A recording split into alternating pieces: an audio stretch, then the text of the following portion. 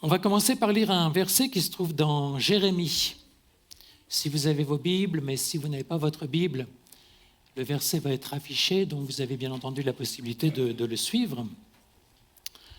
Un verset qui parle de citernes et de crevasses. Peut-être vous avez lu déjà ce texte de Jérémie. Et voilà ce qu'il nous dit, Jérémie 2 au verset 13. « C'est un double mal que mon peuple a commis. Ils m'ont abandonné, moi qui suis une source d'eau vive, pour se creuser des citernes fissurées qui ne retiennent pas l'eau. » Voilà, vous savez ce que c'est qu'une citerne. Dans l'Ancien Testament, on parle de temps en temps de citernes, qui étaient évidemment des réservoirs dans lesquels on pouvait stocker un petit peu d'eau. Et de l'eau de pluie, principalement, peut-être de l'eau de fleuves ou de rivières. Mais en fait, ce que nous dit le Seigneur là dans ce texte, il compare ceux qui ont en quelque sorte abandonné leur amour pour Dieu à des citernes crevassées. Une citerne, j'imagine que ça s'entretient. De temps en temps, peut-être il faut refaire la maçonnerie. Parce que, évidemment, dans les tout premiers temps, la citerne est en bon état, mais avec peut-être les mouvements de terrain, avec peut-être tout simplement le temps qui passe, eh bien, il y a des fissures qui se créent dans cette citerne. Et l'eau, bien entendu, eh bien, va commencer à s'écouler. Et la citerne va se vider.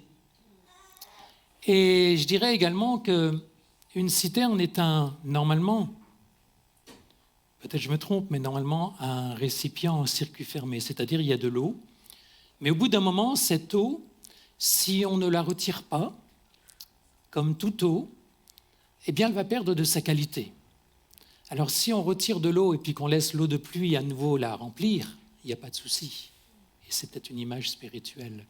Mais si on laisse l'eau dans la citerne uniquement stagner, eh bien on va vite se rendre compte qu'elle va être impropre à toute consommation et même de manière générale à toute utilité. Et donc, l'Éternel se plaint un petit peu vis-à-vis de son peuple et il dit « vous êtes une citerne crevassée ». C'est-à-dire, vous avez peut-être un petit peu d'eau et encore vous en avez de moins en moins. Mais même cette eau que vous avez en vous, elle est de moins en moins bonne qualité. Et évidemment, sur le plan spirituel, on peut se poser la question. Vous avez immédiatement, j'imagine, en tête ce verset qui nous dit que pour ceux qui vont croire en Jésus, c'est même pas une citerne, mais ce sont des fleuves d'eau vive qui vont jaillir de son sein, qui vont couler de lui, qui vont couler d'elle. Et je pense qu'un fleuve, beaucoup plus même qu'un petit cours d'eau, une rivière, le fleuve évoque, je dirais, et surtout quand il est en crue, lorsqu'il déborde, le fleuve évoque cette quantité d'eau impressionnante qui circule. On a quelquefois, vous savez, des images de l'Amazonie où on voit les chutes. On voit également aux États-Unis peut-être les chutes du Niagara. C'est impressionnant cette quantité d'eau. Et Jésus nous dit donc qu'il est ce fleuve d'eau vive qui coule en nous. Qui coule en nous depuis, pas depuis l'extérieur, mais depuis nous-mêmes, depuis l'intérieur, puisque nous qui avons rencontré le Seigneur, nous avons Jésus vivant en nous, quels que soient les sentiments, quelle que soit notre compréhension. Alors voilà, je me suis posé la question rapidement, qu'est-ce qui peut faire que dans ma vie, les eaux de la citerne que je suis sont en train peut-être de s'écouler, de disparaître, de perdre leur qualité. J'ai pensé à cette parabole des talents. Je ne vais pas la développer, mais selon laquelle j'ai des talents, mais je ne cherche pas à les développer. Donc je suis content de ce qu'il donne. Et finalement, je n'ai pas cette idée de me dire, mais un talent, quand il n'est pas utilisé, il perd inévitablement de son efficacité, de sa force, de sa puissance. Donc ce qui pourrait crevasser ma citerne, finalement, ce sont peut-être des talents non développés. Vous savez qu'on laisse un petit peu en jachère, comme lorsqu'on laisse une terre reposer. Sauf qu'un talent ne doit pas reposer trop longtemps. Peut-être je suis arrivé là où je voulais, dans ma vie, au niveau familial, au niveau matériel, et même au niveau spirituel. Et puis je n'éprouve pas tellement le besoin d'aller plus loin. Autrement dit, je n'ai pas une soif très très profonde qui me conduirait à aller plus loin avec le Seigneur. Peut-être je suis à l'aise dans un certain nombre de traditions, même de traditions évangéliques, parce que j'aime bien le dire, les évangéliques ont beaucoup de traditions. Et par peur du changement, peut-être je n'ai pas envie de modifier, de transformer, de laisser en quelque sorte le Seigneur bouger les choses en moi. Vous savez, l'une des choses qui nous insécure le plus, c'est le changement, la modification, la transformation. Et on est dans un monde où tout évolue tellement vite qu'on est constamment appelé à s'adapter, à se réadapter, à changer, à modifier. Et je crois que ça provoque dans beaucoup de nos contemporains finalement une forme de peur, la peur qui consiste à se dire « il va falloir que je me réadapte, que je change, que je modifie, que je transforme ». Ce qui est vrai aujourd'hui, peut-être ne le sera même plus demain. Et donc moi je suis en permanence en train de me réadapter. Et ça peut provoquer une forme d'insécurité. Peut-être aussi, un dernier point, avant d'aller plus loin, ce qui peut créer en moi une citerne fissurée, c'est quand je cherche en Dieu, finalement, la bénédiction. Yannick aime bien dire, celui qu'il faut chercher, c'est Jésus, c'est-à-dire le donateur, et pas forcément systématiquement le don. Alors oui, le Seigneur donne sa bénédiction, et on en a besoin. Mais vous savez, il y a quelquefois des enfants qui s'accrochent à leurs jouets et qui cherchent absolument la bénédiction. Seigneur, bénis-moi. Seigneur, donne-moi. Seigneur, remplis-moi. Et finalement, un petit peu comme des enfants un petit peu gâtés, leur attachement au Seigneur provient du fait que c'est un Dieu qui donne, un Dieu qui bénit, et c'est vrai, mais leur attachement n'est pas en Dieu lui-même, mais plutôt en les bénédictions, les cadeaux, finalement, qu'il nous donne.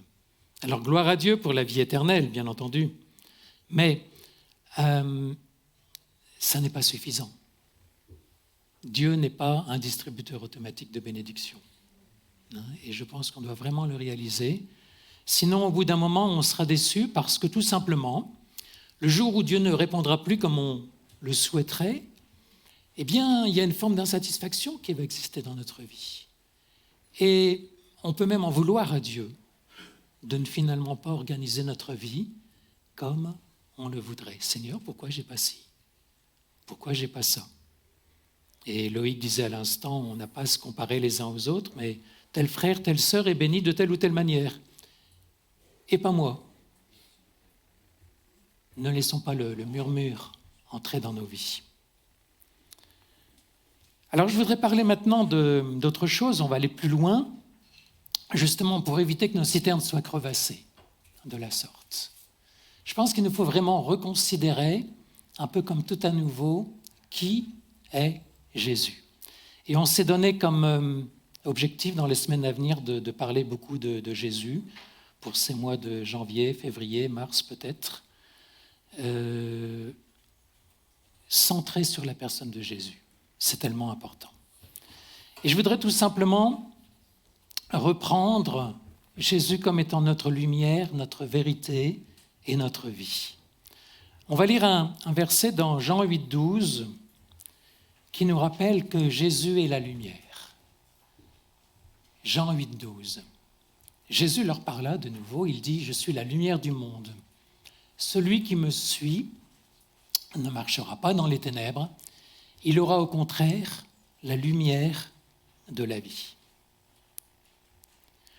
Souvent, la parole de Dieu utilise des termes comme lumière, ensuite on va voir comme vérité, et ensuite comme vie. Et souvent, on a une compréhension un petit peu, je dirais, limitée, parce que notre mot français ne rend pas compte de toute la richesse du mot lumière tel qu'il est à son origine. Et moi, ce que j'aime bien faire, et ce qu'on va faire donc si vous en êtes d'accord, j'aime bien, pour définir la lumière, voir son inverse. Pour définir la vérité, voir son inverse. Et pour définir la mort, voir son inverse. Et on va voir un petit peu, peut-être ça va, c'est le cas de le dire, pardonnez-moi ce jeu de mots facile, mais nous éclairer sur la définition de la lumière de manière biblique. La lumière, on pourrait dire, est opposée aux ténèbres. Et on sait que les ténèbres reculent systématiquement quand la lumière arrive. De même que l'eau peut éteindre le feu, de même, plus il y a de lumière, moins il y a de ténèbres.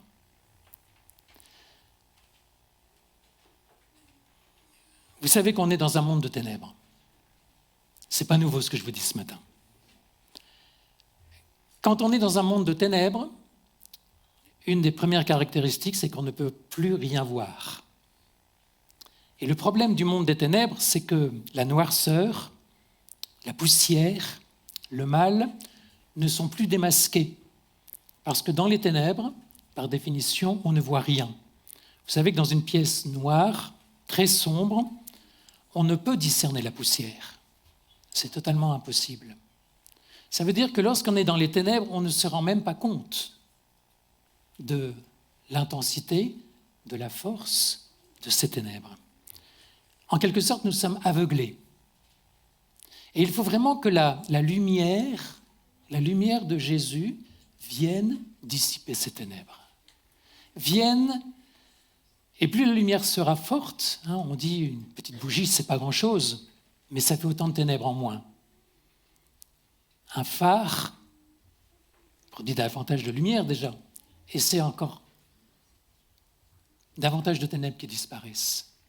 Et en Jésus, nous sommes, déjà Jésus est lumière en nous, et nous sommes lumière. Je vous propose de lire ce verset, vous le connaissez bien, Isaïe 14, 12, 15, qui nous parle de qui était ce porteur de lumière, Lucifer. Comment es-tu tombé du ciel, astre brillant, fils de l'aurore? Te voilà abattu par terre, toi qui terrassais les nations. Ça veut dire qu'un jour, je vais lire, pardonnez-moi le verset suivant.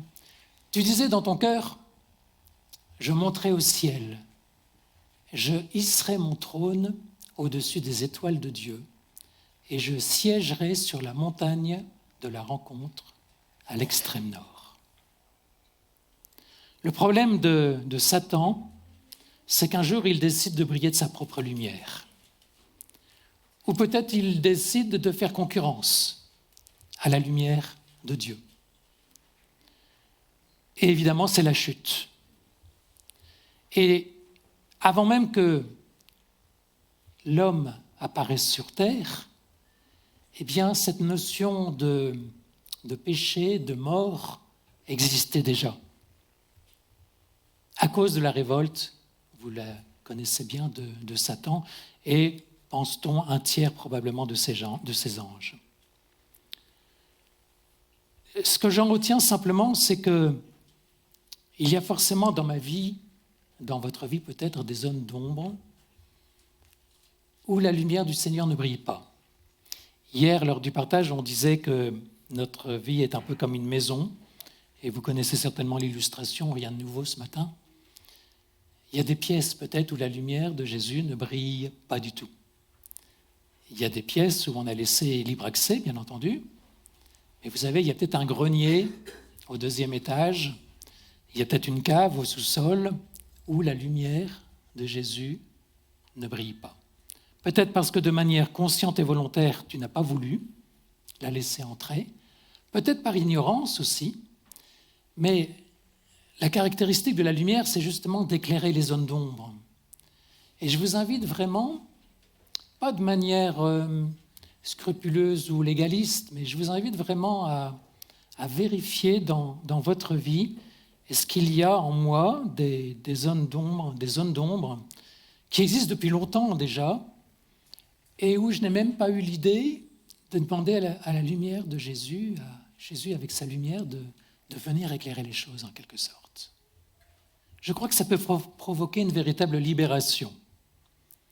Le jour où justement on met les choses à la lumière et où le Seigneur, peut-être par révélation, quelquefois, le Seigneur parle par révélation, le Seigneur nous révèle d'un seul coup un point d'achoppement, un point sur lequel on a bloqué pendant des mois, des années, parce qu'on l'a laissé, je dirais, enténébré en quelque sorte. Et puis d'un seul coup, le rayon laser du Seigneur vient mettre, j'allais dire, le doigt sur cette ténèbre ou ces ténèbres. C'est important de laisser cette lumière qu'est Jésus briller jusqu'au plus profond de notre cœur.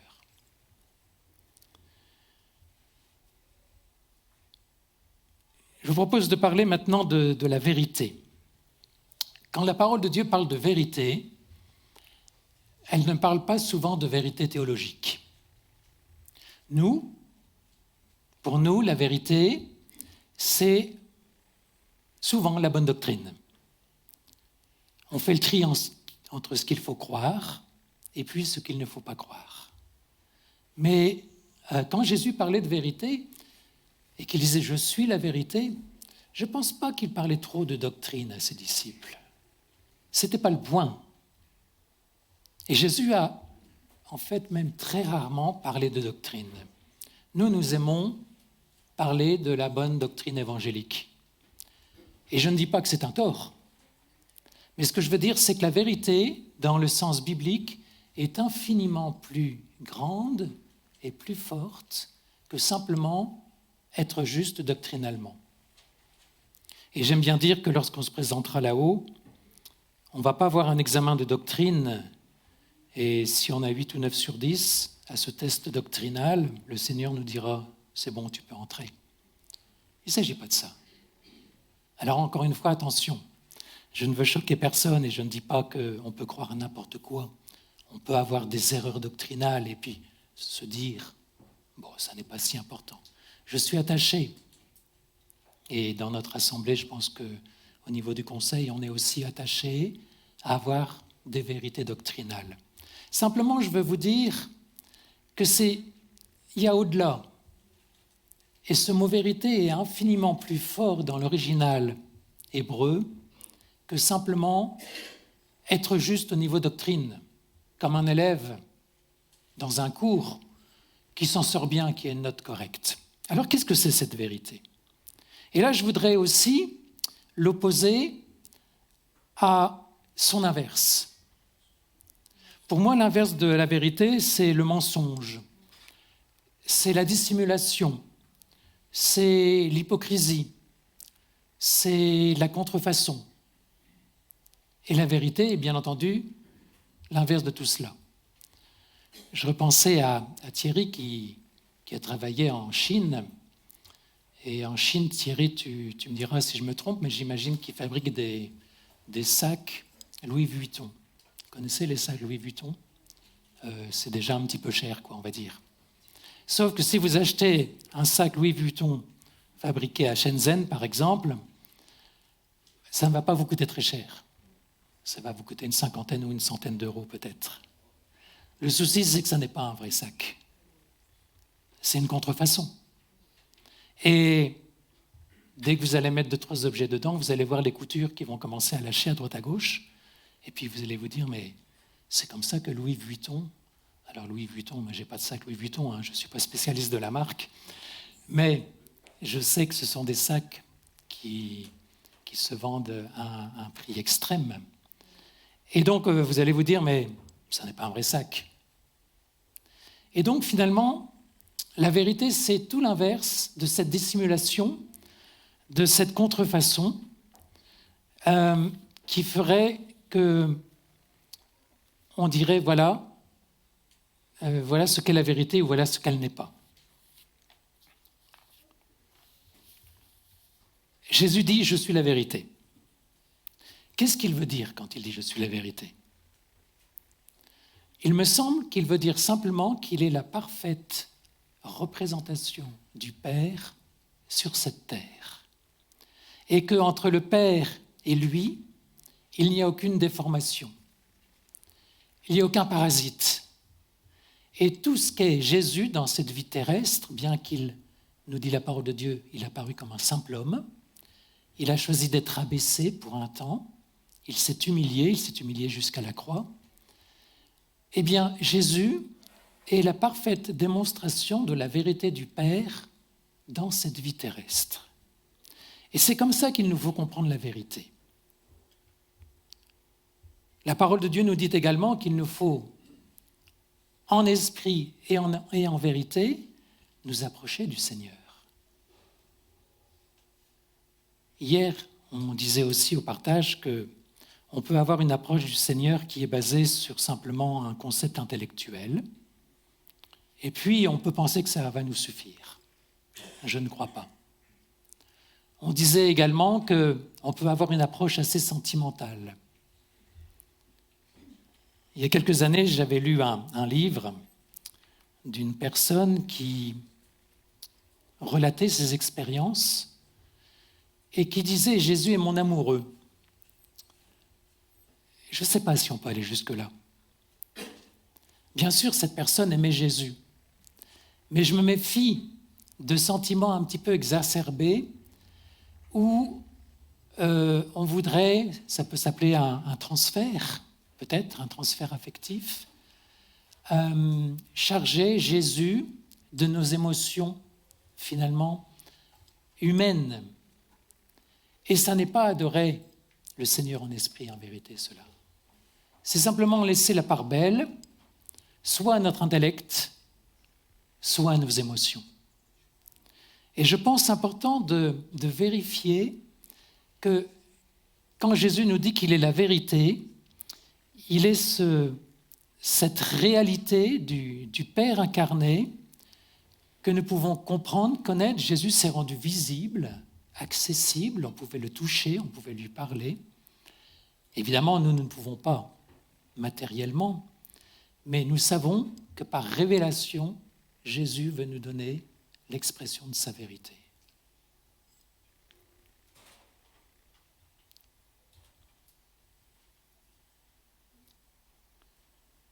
J'aime bien ce verset de Jean 14, 6. Ça fait plusieurs fois que j'en parle. J'espère que je ne vous lasse pas avec ce verset. Je vous invite vraiment à le parcourir à nouveau. Je suis le chemin, la vérité, la vie.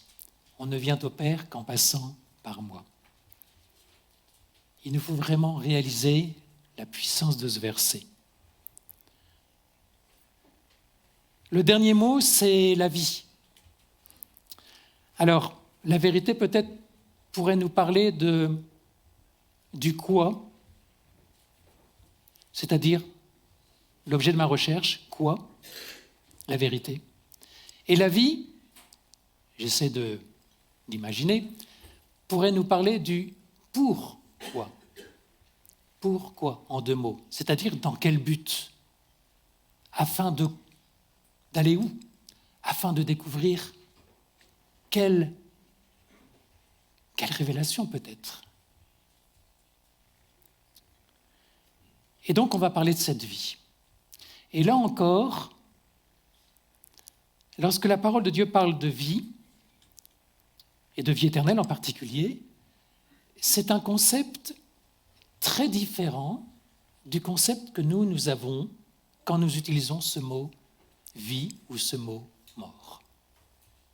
Pour nous, la mort, c'est la vie biologique qui s'arrête. On est d'accord avec ça? La vie, c'est bios peut-être en grec. Ça veut dire cette vie biologique est terminée. Pour la parole de Dieu, ça n'est pas ça. Pour la parole de Dieu, la mort, c'est la séparation d'avec Dieu. Vous conviendrez avec moi que c'est assez différent. La mort, c'est la séparation d'avec Dieu. Ça veut dire, et je vais peut-être vous surprendre, mais lorsque nous naissons, nous sommes morts.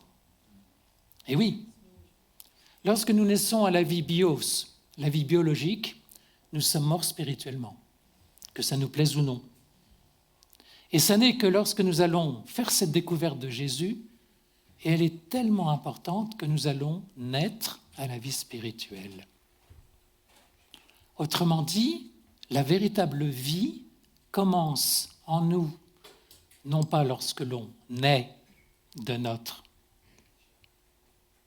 chair, de notre papa, de notre maman, mais la véritable vie, selon la Bible, encore une fois, commence lorsque l'on découvre le Seigneur.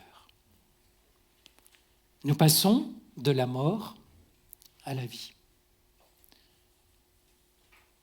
C'est étonnant à comprendre, parce qu'on peut très bien dire « je suis vivant », je vis, j'ai mes 5 sens, je suis en bonne ou en moins bonne santé, mais peu importe. Et vous savez, c'est assez étonnant, quand Lazare est mort, donc de sa mort biologique, eh bien, on vient se plaindre, la sœur de Lazare en particulier, à Jésus. Jésus, tu n'as rien fait, Lazare est mort. Et Jésus va dire, non, non, non, non, il dort. Il dort. Ça veut dire qu'il est dans un autre état. Ça veut dire simplement que peut-être toi tu crois qu'il est mort de manière biologique, et ça c'est vrai, certainement. Ça faisait 3 jours. Mais pour moi, il n'est pas mort. Il est dans un autre état, et Jésus dit, il dort. À la grande surprise d'ailleurs de ses disciples, ou des gens autour de lui qui ne comprennent pas trop. Comment peut-il dire qu'il dort alors qu'il est mort ? Et certains ont même remis en cause le fait que Lazare était vraiment mort, biologiquement, en disant, en fait, Jésus n'a fait que le guérir, ce qui est une aberration.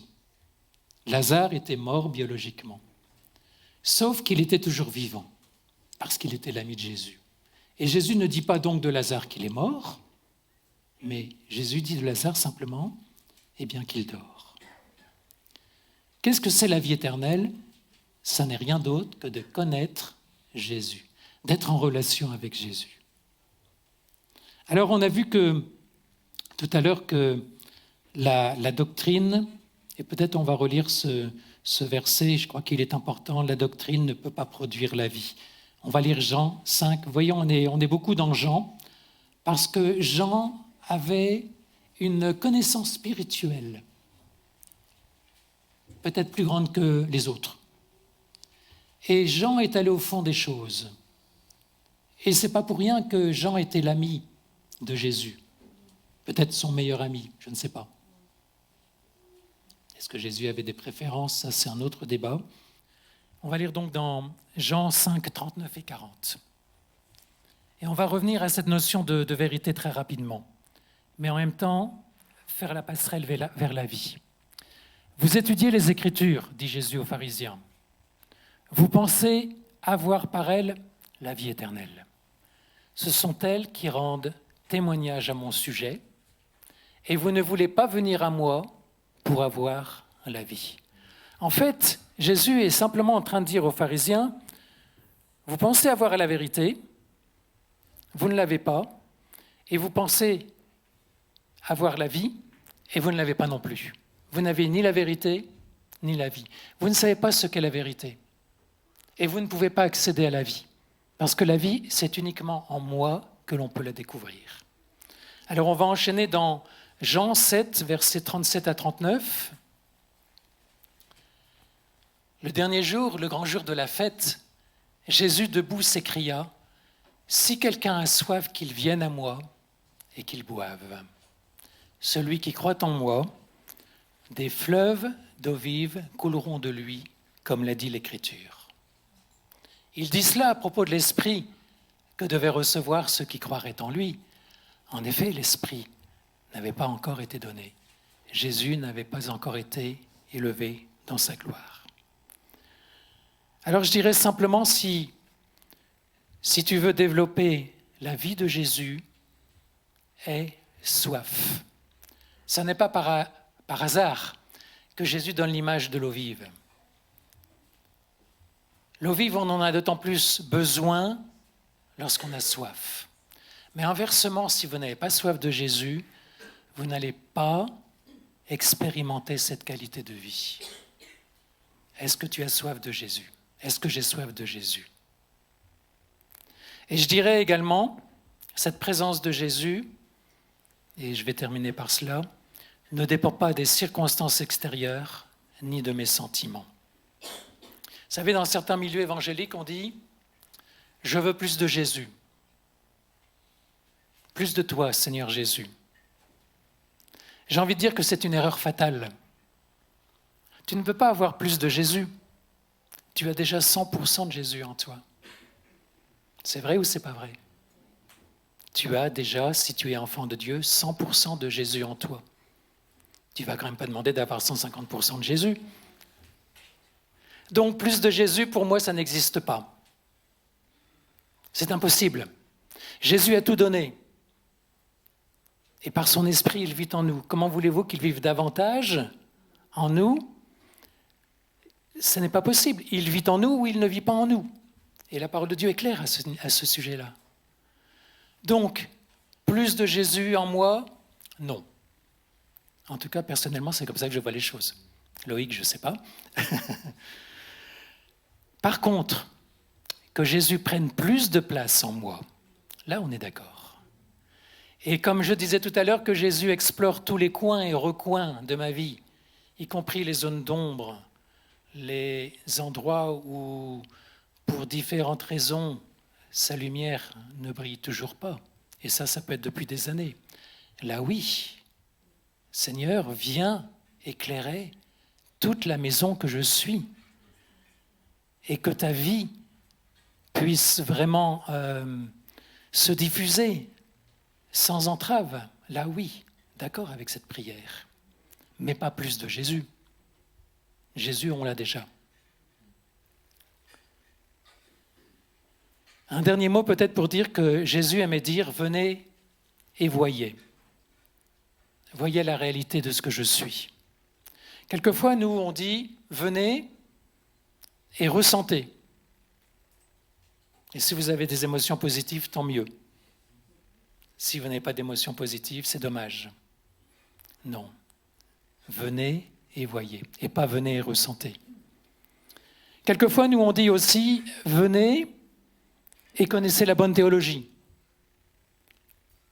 Comme ça, vous serez à l'abri des erreurs doctrinales et tout ira bien. Ce n'est pas ce que Jésus disait. Par son esprit, Jésus veut lui-même nous éclairer. Il veut lui-même être notre connaissance, notre révélation, notre source en quelque sorte. Et donc, juste pour conclure, je voudrais dire simplement que on ne doit pas amener les personnes que nous rencontrons à savoir ce que nous savons. Même si c'est un bon point de départ, on est d'accord. Ça ne suffit pas d'amener les gens à savoir ce qu'on sait. Mais on doit surtout amener les personnes que nous rencontrons à devenir qui elles sont en Jésus. Et ça, c'est toute une vie. On doit amener les personnes que l'on rencontre à devenir qui elles sont en conformité avec le plan éternel de Dieu. Nous, on cherche à faire en sorte que si on a atteint un certain niveau, on va conduire les personnes autour de nous à ce niveau doctrinal, à ce niveau biblique. Alors encore une fois, je ne critique pas les études bibliques et on en fait, et les partages bibliques, et j'aime lire la parole de Dieu. Mais ce que je veux vous dire, c'est qu'il y a infiniment au-delà de la vérité doctrinale biblique des évangéliques. J'espère ne pas vous choquer. Il y a infiniment au-delà de la vérité doctrinale des évangéliques que nous sommes. Il y a la révélation de Jésus dans notre cœur. Comme Paul, l'apôtre Paul a reçu ces révélations. Et bien entendu, il ne s'agit pas de dire Dieu m'a montré, Dieu m'a parlé, Dieu m'a dit, c'est une révélation. Il faut être prudent avec ces choses. Mais je crois que c'est par révélation que le Seigneur nous parle. Voilà, Jésus est notre chemin, notre lumière, notre vérité et notre vie. Et je vous encourage vraiment à explorer. C'est une recherche tellement importante et tellement vitale pour notre âme et puis pour notre esprit, afin que cet esprit soit toujours Vous savez, l'esprit, c'est la tête de pont entre le Père et nous-mêmes, afin que cet esprit soit connecté, relié, sans parasite, sans perturbation avec notre Dieu. Eh bien, je vous propose de terminer en priant. Seigneur, en toi, en Jésus, nous avons tout. Nous n'avons pas besoin d'autre chose que Jésus, qui est le chemin, la vérité, la vie, qui est aussi la lumière du monde et qui s'est révélé. Merci pour la révélation de Jésus dans le cœur de mes frères et sœurs ce matin. Je te demande que cette révélation augmente, qu'elle se propage, qu'elle s'amplifie, qu'elle se manifeste toujours plus. Merci pour ce trésor immense. Merci pour cette vie éternelle. Merci de ce que nous sommes passés de la mort à la vie. Et combien même un jour on va mourir au niveau biologique, nous savons que la vie éternelle, c'est de connaître Jésus. Merci pour ce cadeau inestimable que tu nous as fait un jour en venant sur terre. Et puis ce deuxième cadeau, lorsque tu t'es manifesté dans nos vies. Je voudrais te remercier, Seigneur, au nom de Jésus.